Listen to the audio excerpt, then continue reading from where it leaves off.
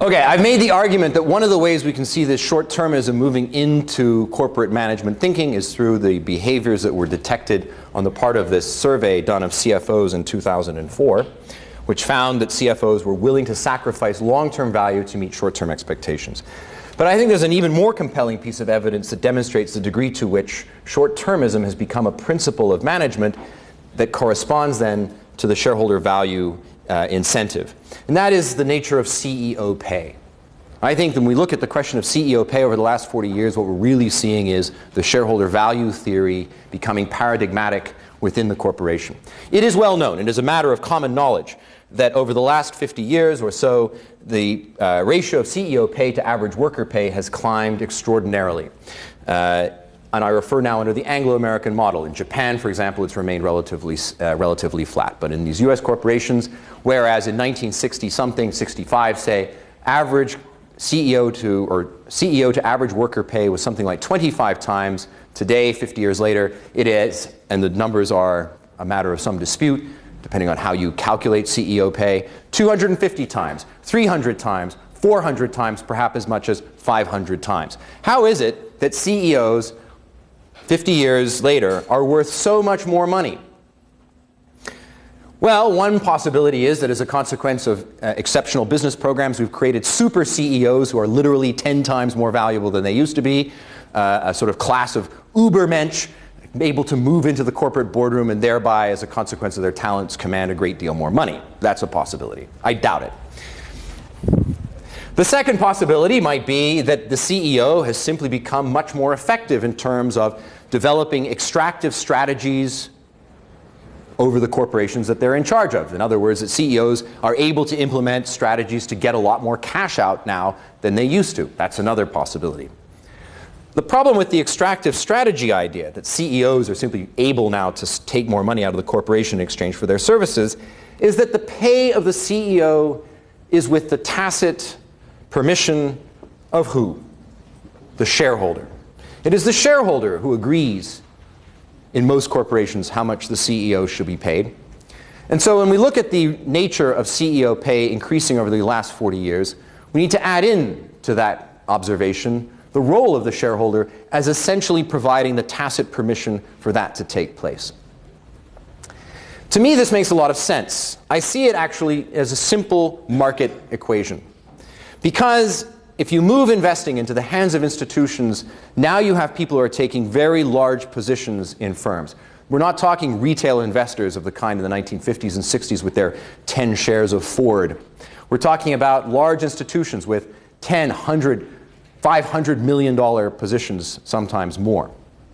If you're a large institution with a very large position in a firm seeking to gain from the operations of that firm through the increase in the share price or the increase in the dividend distribution or both, a very good way to achieve that objective is to incentivize the senior management to think like you. In other words, it's an easy way to hedge your bets, to make the senior management essentially another kind of investor so that their behavior is consistent with your own interest. That in other words, the short-termism of the institution has found its way into the CEO via executive compensation. Executives who are remunerated in this fashion can be safely counted on to focus squarely on share price, because that's where so much of their compensation is found. And so if you're an institution investing making a large investment position in a company, it's cheap at the price for a CEO to be paid $10 million, $30 million, $50 million if in exchange for that you get more safety, comfort, and security that they will do their utmost to increase the value of your own investment, to increase the value of the share. It's cheap. It's a cheap and easy way to hedge your bets. When we look at how large institutions tend to vote their shares, it shouldn't surprise us to find that in most cases they don't bother, almost as a matter of principle, because they don't need to, because senior management is structured, remunerated, set up in such a way that their interests are already well represented. They don't need to vote their shares. They can count on management to enact the strategies that provides them the value that they need. This also comes through when we look at the numbers regarding corporate governance at the level of board of directors. The numbers of board of directors, or the numbers of directors who are replaced every year at large companies, is insanely low, particularly given the mistakes that we see emerging from the corporate world every year. You'd think that the board of directors that appoints a CEO who turns out to be not very good or embarks upon a strategy that leads to some kind of adverse outcome, that those guys would be replaced, that they would be forced to take responsibility for what they've done. And yet what we find is that boards of directors are replaced at almost insignificant levels. 0.36, I believe, last year of directors were replaced at large firms. It's statistically insignificant. That's a footnote. How do we explain 100% basically retention of directors at American boards?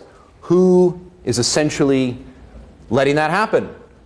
The shareholders, these large institutions, because the incentives of the boards of directors are also nicely aligned with the institutions. Which means that over the last 30 years, what essentially we have seen is a systemic introduction of short-termism into the very senior management positions at these large firms that then aligns nicely with the kind of investors that we have who are there. Is that compatible with what we identified as the mission of the firm, to secure its own profitability? An institutional investor is not that interested in a firm securing its own profitability.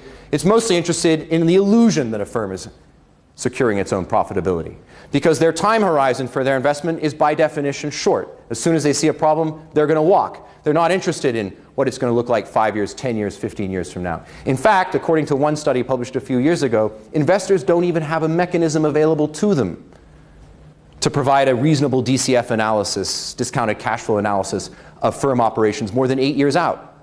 That's a form of market failure, effectively, when your investment vehicles can't even provide that kind of analysis.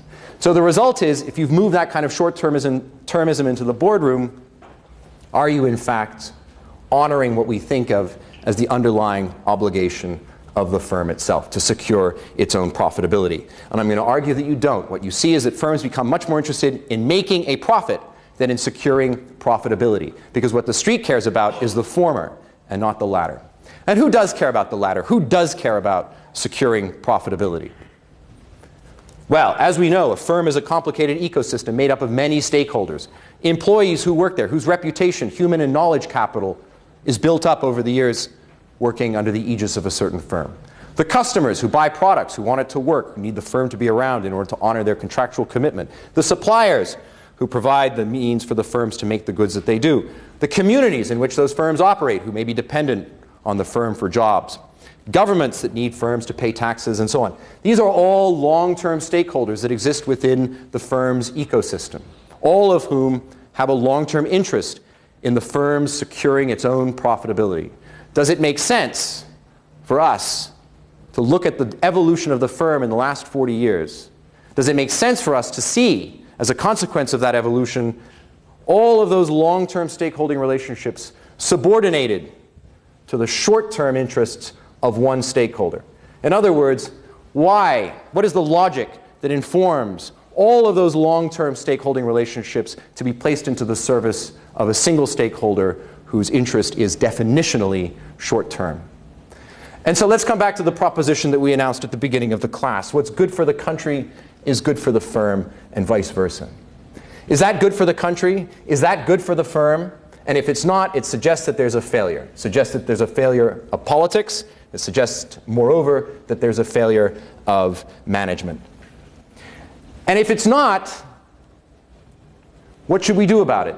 And that's one of the questions that we need to ask. What kind of capitalism do we want? The firm is fundamental to the successful operation of our economies. It creates the prosperity, the vitality, the innovation, the future that we need. Do we want a kind of capitalism that creates this kind of behavior? This is an important question, because for countries like China and India, South Korea, South Africa, Indonesia, Vietnam, and others, Brazil, looking at the moment in terms of the evolution of their own capital markets, they have to ask, as a matter of policy, what kind of capitalism do we want over the next 10, 20, 30 years? Do they want the Anglo-American shareholder-driven model of capitalism? Does that create the kind of outcomes that we want for society? And more importantly, is it good for the firm itself? Does the firm want to operate under that model? Does that create the best results for the firm, considering the firm as an entity trying to secure its own profitability? It is not an obvious question.